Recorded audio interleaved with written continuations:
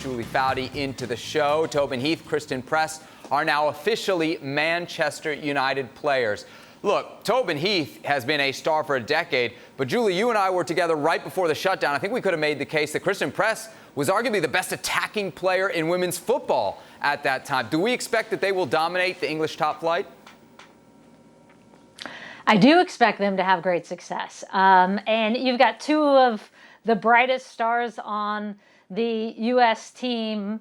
Two more, we should note. I mean, they're not the first two to go after Rose Lavelle and Sam Mewis went over to Man City, gone on over to Europe. And I get it. I mean, I get what's happening right now. So I do expect them to have a run of show with the English Premier League, with the Women's Super League.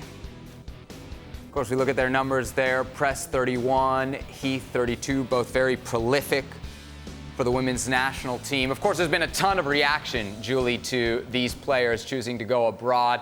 We've heard from a lot of fans who are worried about what it means for the future of the league, but also an interesting take from a fellow owner, maybe I should say. We now know that you're involved in NWSL ownership. Merritt Paulson, who owns the Portland Thorns, had this to say: for all the issues in 2020, there are a lot, the NWSL is not one of them. The league has actually strengthened this year. Top-rate commish, national sponsors, and unreal amounts of quality expansion interest. A couple U.S. women's national team players playing in Europe now doesn't change that at all. Paulson continued, the NWSL is the best quality women's pro soccer league in the world on and off the pitch by a decent margin, and it's getting better. The fact other countries are finally focusing a little on WOSO isn't a bad thing for NWSL, and it's great for the broader sport. All right, Julie, let me put on my devil's advocate hat, which I always have to tend to do. How can you make the case that this isn't bad for the NWSL? It's one thing when your younger U.S. stars go, but these are huge megastars. Christen Press, Tobin Heath.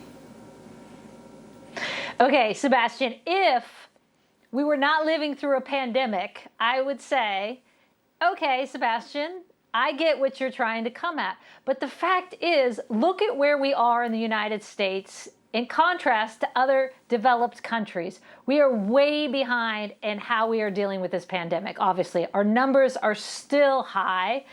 And there's no way that these gals are going to get games. That's the problem. Even with this fall series that the NWSL challenge, after the Challenge Cup that they started, there's still not enough games. On top of that, you're looking at the national team. No team can come into the United States and play. They're having a terrible time getting teams to come. And the United States isn't wanted elsewhere, right? You'd have to go quarantine for 2 weeks if you're going to any other country.